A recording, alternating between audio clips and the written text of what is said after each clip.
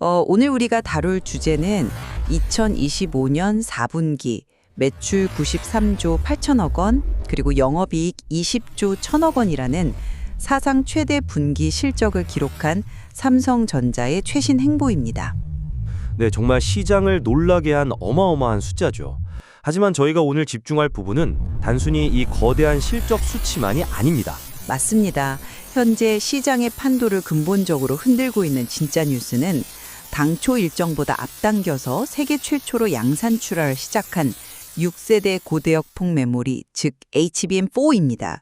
그래서 오늘 우리가 던질 핵심 질문은 바로 이것입니다. 과연 삼성전자의 이러한 공격적인 세계 최초 기술 선점, 그리고 설계부터 생산까지 다 하는 종합 반도체 기업, 이른바 IDM으로서의 융합 전략이 AI 반도체 주도권을 완전히 탈환하는 결정적 승부수인가 하는 점이죠.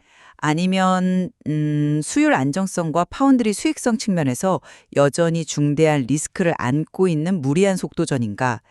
오늘 이 두 가지 팽팽한 관점을 파헤쳐 보겠습니다. 제 입장을 먼저 한 문장으로 정리하자면 저는 최선단 메모리와 파운드리를 결합한 이 IDM 전략이 일시적 호조가 아니라 확고한 구조적 우위와 완벽한 턴어라운드를 창출해냈다고 봅니다. 저는 조금 다른 시각을 가지고 있습니다. 표면적인 실적과 최초라는 타이틀 뒤에는 수율 안정화에 극도로 집중하는 경쟁사 대비 내부 파운드리에 과도하게 의존하는 치명적인 리스크가 숨어 있다고 봅니다. 사업부 간의 원가 부담 심화라는 구조적 취약점도 여전하고요. 본격적으로 제 관점을 좀 말씀드리죠. 4분기 영업이익 20조 1천억 원, 전년 동기 대비 209% 증가. 이 숫자는 시황이 좋아서 우연히 나온 게 아닙니다. 이건 기술 지배력 회복의 명백한 증거죠. 특히 HBM4 양산을 고객사와의 협의를 통해 일주일 앞당겨서 세계 최초로 출하했다는 점을 강조하고 싶습니다. 기술적으로 보면 원시 드램과 파운드리 4나노 공정을 결합해서 11.7GBps의 속도를 냈어요. 네, 제데크 표준을 46%나 웃도는 속도죠. 그렇죠. 이게 단번에 와닿지 않으실 수도 있는데 뭐랄까 쉽게 말해서 기존 4차선 고속도로를 16차선으로 엄청나게 넓히면서 그 위를 달리는 데이터 차들의 연비까지 40% 개선한 셈입니다. 단순히 메모리 칩을 잘 깎는 걸 넘어서 설계, 생산, 그리고 최선단 로직 공정까지 자체적으로 다 할 수 있는 기업만이 가능한 패러다임 전환입니다. 게다가 미국 상무부로부터 47억 달러 보조금을 확정받고 텍사스 테일러 공장 가동을 2026년으로 앞당겼잖아요. 이 모든 지표들이 삼성이 글로벌 공급망의 핵심으로 완전히 자리 잡았다는 증명입니다. 숫자가 주는 위압감과 폭발적인 성장은 분명 고무적입니다. 그 부분은 인정합니다. 하지만 HBM 시장의 본질은 누가 먼저 기술을 발표하느냐가 아닙니다. 누가 불량 없이 안정적인 수율로 대량 공급하느냐 이거든요. 카운터포인트 리서치의 2026년 HBM4 점유율 전망을 한번 보시죠. SK하이닉스가 54%, 삼성전자가 28%로 예측됩니다. 여전히 2배 가까운 격차예요. 그건 어디까지나 전망치일 뿐이죠. 전망치지만 시장의 냉정한 평가가 반영된 겁니다. 왜 그럴까요? 경쟁사는 HBM의 두뇌 역할을 하는 가장 밑바탕의 로직 칩, 즉 베이스 다이를 철저히 외부 파운드리인 TSMC에 맡기는 방식을 택했습니다. HBM3의 시절부터 완벽히 검증된 안정성을 택한 거죠. 반면에 삼성은 자사의 파운드리 4나노 공정을 적용하는 고위험 전력을 강행하고 있습니다. 게다가 4분기 컨퍼런스 콜을 자세히 들어보시면 스마트폰을 담당하는 DX 부문의 매출은 오히려 8% 감소했습니다. 화려한 숫자 뒤에 숨겨진 이런 구조적 펀더멘털의 한계를 우리는 냉정하게 따져봐야 합니다. 안정성이 중요하다는 점은 전적으로 동의합니다. 하지만 HBM4부터는 게임의 룰이 완전히 바뀐다는 걸 간과해선 안 됩니다. AI 모델이 기하급수적으로 커지면서 데이터 병목 현상이 정말 심각해졌잖아요. 이걸 해결하려면 기존 공정을 적당히 재활용해서는 절대 안 됩니다. 그래서 베이스 다이에 파운드리를 썼다는 말씀이신가요? 맞습니다. 그래서 삼성이 베이스 다이에 자사의 최선단 4나노 파운드리를 과감하게 적용한 겁니다. 그 결과 열 저항은 10% 줄이고 방열 특성은 30%나 향상시켰죠. 앞으로 다가올 커스텀 HBM 시장을 생각해 보세요. 고객사의 AI 가속기 디자인에 맞춰서 용량이나 전력, 인터페이스를 개별 설계해야 하는데 설계사와 메모리, 파운드리가 한 몸처럼 즉각적으로 움직여야 합니다. 선행적으로 자사 4나노를 직접 결합해본 이 경험치 자체가 경쟁사가 결코 따라올 수 없는 압도적 우위의 기반이 될 겁니다. 저는 조금 다른 방향에서 접근해보고 싶습니다. 과연 그 과감한 적용이 완벽한 전략적 우위일까요? 아니면 역설적으로 과거 HBM 시장에서 실기했던 것에 대한 조급함과 위기의식의 반영일까요? 가천대 김용석 석좌 교수의 분석처럼 삼성이 이례적으로 세계 최초를 전면에 내세운 건 이유가 있습니다. 지금 말씀하신 대로 HBM4는 GPU 칩의 전원 구조와 발열 설계를 메모리와 완벽히 맞물려야 합니다. 네, 고도의 통합이 필요하죠. 그렇죠. 그런데 삼성이 베이스 다이를 전량 자사 파운드리에 의존한다는 건 IT 업계에서 말하는 전형적인 단일 장애점, 즉 Single Point of Failure 리스크를 만들어냅니다. 단일 장애점이요. 구체적으로 어떤 타격을 우려하시는 건지 설명해 주시죠. 간단합니다.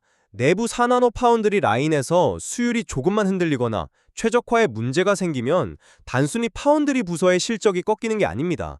HBM 전체의 납품 일정과 수익성이 도미노처럼 붕괴된다는 뜻입니다. 플랜 B가 없는 거죠. 경쟁사가 바보라서 굳이 비싼 마진을 떼어주면서까지 TSMC를 쓰는 게 아닙니다.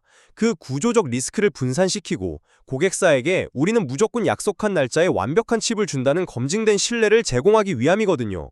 삼성이 세계 최초로 출하했다는 사실이 곧 대규모 양산 수율과 직결된다는 보장은 컨콜 어디에도 명확히 나와 있지 않습니다.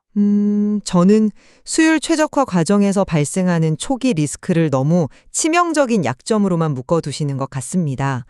삼성이 1세 디램과 4나노를 선제적으로 도입한 것은 고객의 상향된 성능 요구를 맞추기 위한 불가피하고도 혁신적인 베팅이었습니다. 만약 수율 문제를 성공적으로 극복해내면 어떨까요? 극복한다면 큰 이익이 나겠죠. 막대한 비용을 지불해야 하는 경쟁사와는 비교할 수 없을 만큼 거대한 이익률과 기술적 유연성을 가져가게 됩니다. 리스크가 큰 만큼 리턴도 확실하게 보장된 구조죠. 설계 변경이 필요할 때 파운드리 슬롯을 잡으려고 외부 업체와 줄다리게 할 필요가 없다는 건 엄청난 강점입니다. 그 수율 안정화와 이익률 확보라는 전제 자체가 결국 파운드리 부문의 자체 경쟁력과 직결되는데요. 여기서 자연스럽게 미국의 텍사스 테일러 공장 이야기를 안 할 수가 없겠네요. 아, 맞습니다. 그 부분이 제가 강조하고 싶은 또 다른 강력한 턴어라운드 포인트입니다. 미국이 칩스법을 통해 첨단 5대 기업들을 모두 자국으로 불러 모았는데 여기서 삼성이 47억 4,500만 달러를 확정받았습니다. 그리고 테일러 공장 가동을 2026년으로 앞당겼죠. 올해 하반기부터는 2나노 1세대 양산도 진입합니다. 테일러 공장은 단순한 해외 생산 기지가 아니에요.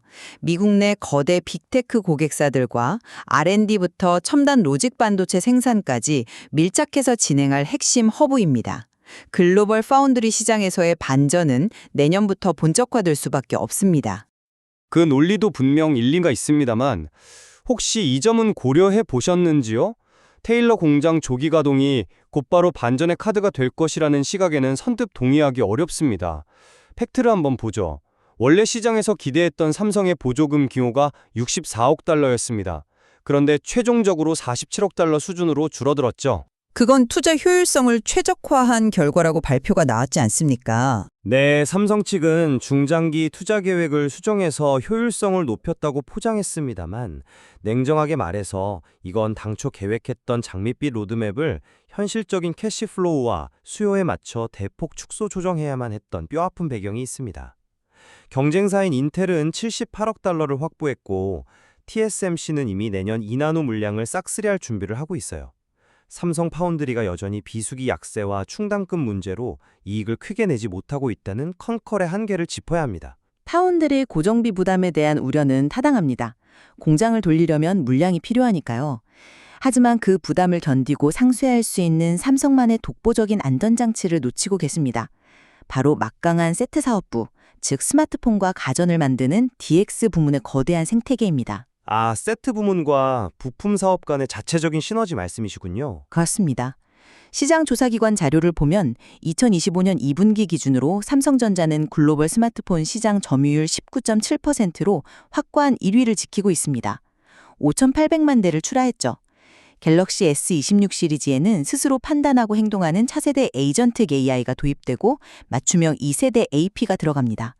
VD 부문에 초대형 마이크로 RGTV도 있고요. 자체 물량이 방어막이 된다는 논리군요. 네, 전 세계에 수천만 대씩 팔리는 강력한 자체 디바이스 생태계가 존재한다는 건 파운드리와 메모리 사업의 최소한의 기본 수요, 즉 베이스로드를 든든하게 보장해준다는 뜻입니다.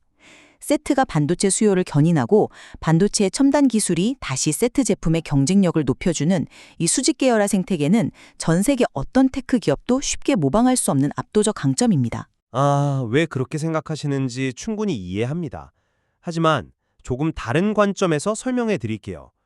지금 말씀하신 그 완벽해 보이는 선순환 시너지가 현재 삼성 내부에서는 아주 심각한 내재적 모순을 일으키고 있습니다. 아주 쉬운 비유를 하나 들어보죠. 마치 거대한 식당 안에서 벌어지는 상황과 같습니다. 식당이요? 네, 식재료를 담당하는 주방, 즉 DS 부문이 식재료 값을 엄청나게 올려서 사상 최대 이익을 냈습니다. 디램 가격이 40%, 낸드가 20% 중반대 올랐으니까요. 그런데 그 비싼 식재료를 울며 겨자 먹기로 사서 홀에서 손님에게 요리로 팔아야 하는 DX 부문은 어떻게 될까요? 그러니까 스마트폰을 만들 때 들어가는 부품 원가, 즉 BOM 부담이 커진다는 말씀이시군요. 정확합니다. 주방이 돈을 벌수록 홀은 피를 흘리는 구조인 겁니다. 4분기 실적에서 DX 부문 매출이 8%나 감소한 이유가 바로 이겁니다. 원가가 너무 비싸지니까 마진을 방어하기 위해 공격적인 프로모션도 못하고 물량을 적극적으로 밀어내지도 못한 거죠. 1분기 컨콜 전망에서도 부품 가격 상승 때문에 스마트폰이나 PC 같은 세트 제품의 가격을 올려야 할 수도 있고 수요가 둔화될 수 있다고 명시했습니다. DS 부문이 역대 최대 이익을 쓸어 담는 동안 DX 부문의 원가 구조는 악화되고 궁극적으로 전사적 수익성을 갉아먹는 제로섬 게임이 벌어지고 있습니다. 그 식당 비유는 현재 상황을 아주 날카롭게 짚어내는 대목이네요. 확실히 내부적인 부품 원가 상승이 DX 부문의 마진율을 강하게 압박하고 있다는 점은 삼성이 당면한 가장 큰 딜레마 중 하나일 것입니다. 하지만 이것을 단순한 제로섬 게임이라고 단정 짓는 데는 동의하기 어렵습니다. 어째서죠? 왜냐하면 식당의 홀, 즉 세트 부문이 원가 상승의 속수무책으로 무너지고 있는 게 아니기 때문입니다. 그들은 해법을 프리미엄화에서 찾고 있습니다. 무작정 가격만 올리는 정가라기보다는 소비자에게 더 높은 혁신 가치를 제공하고 정당하게 높은 대가를 받는 구조로 체질을 바꾸고 있는 거죠. 중저가 폰에서 1, 2달러 마진을 쥐어짜는 경쟁에서 벗어나 완전히 새로운 폼팩터와 AI를 도입하면서 평균 판매 가격, 즉 ASP 자체를 구조적으로 끌어올리고 있습니다. 가격을 올려서 원가 부담을 상쇄한다. 네, 실제로 이번에 스마트폰 ASP가 244달러를 기록했고 그렇게 어려운 부품 가격 여건 속에서도 연간 두 자릿수 수익성을 굳건히 유지해냈습니다. 즉 높은 부품 원가는 더 혁신적인 프리미엄 제품 라인업을 통해 충분히 전가하고 흡수할 수 있다는 걸 스스로 증명해낸 셈이죠. 프리미엄 시장에서의 확장이 그 원가 상승분을 모두 상쇄할 수 있다면 참으로 이상적이겠죠. 하지만 현실의 스마트폰 시장은 이미 심각한 수요 정책입니다. 초고가 하이엔드 시장에서는 애플이 굳건히 버티고 있고 밑에서는 중국 업체들이 매섭게 치고 올라옵니다. 이런 샌드위치 상황에서 나 홀로 가격을 올려 수익성을 방어하겠다는 전략은 한계에 부딪힐 수밖에 없습니다. 제가 우려하는 건 부품과 세트가 치열하게 얽혀있는 이 수직 계열화 특유의 내부 이해상충입니다. 이해상충이라면 부서 간의 이익 다툼을 말씀하시는 건가요? 네, 앞서 말씀드린 HBM4 양산도 똑같은 맥락입니다. 자체 파운드리를 고집하다가 초기 양산 수율 이슈가 발생해서 엔비디아나 AMD 같은 핵심 고객사의 신뢰를 단 한 번이라도 잃는다면 그 타격은 세트 부문이 프리미엄 폰 몇백만 대 더 팔아서 낸 이익으로는 도저히 메꿀 수 없는 치명상이 될 겁니다.